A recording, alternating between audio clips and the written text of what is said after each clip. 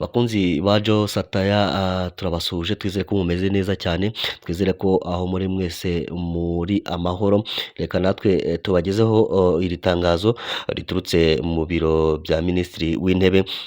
aho ari itangazo rije rigaruka ku mpanuka twabagejejeho, impanuka yabaye ku munsi w'ejo, impanuka yabaye ya bisi nini yari itwaye abaturage 56 bari bavuye mu mujyi wa Kigali berekeza mu karere ka Rubavu, hanyuma iyi mpanuka ikaza kubera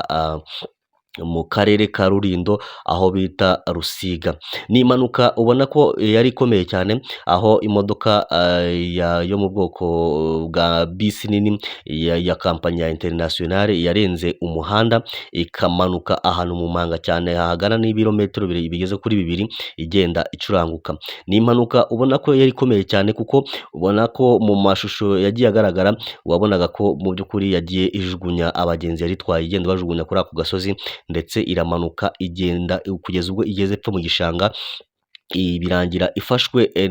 n'urutare rwari ruri hafi aho ngaho mu gishanga, kuko yikira urengana rwo yari gukomeza ikamanuka ikagwa muri ruhurura. Ni impanuka rero abaturage babonye impanuka bavuga ko yari impanuka ikomeye cyane kuko yamanutse ahantu ku mpanga, ndetse ukaba ubona ko ari ahantu hakomeye cyane, ikaba ari impanuka rero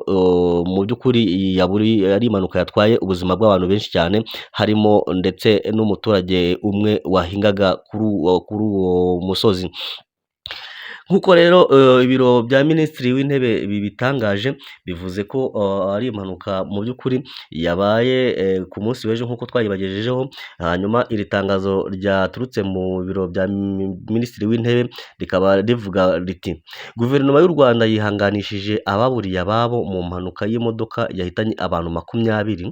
abandi bagakomereka mu murenge wa Rusiga, akarere ka Rulindo. Abakomeretse bahise bajyanwa mu bitaro bitandukanye, bakaba bari kwitabwaho n'abaganga. Guverinoma y'u Rwanda iratanga ubufasha bukenewe ku miryango yabuze ababo no ku bakomerekeye muri iyi mpanuka.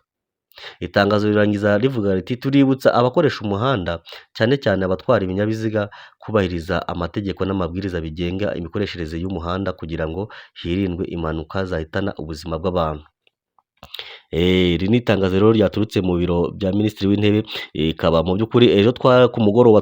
turi kuvuga ko ari impanuka yatwaye ubuzima bw'agera kuri 16, ariko murabona ko imibare yiyongereye kuko mu itangazo rya Minisitiri w'Intebe rivuga ko yahitanye abantu 20. Ni itangazo rero ryasohotse ku munsi w'ejo nijoro, rikaba ryarasinyweho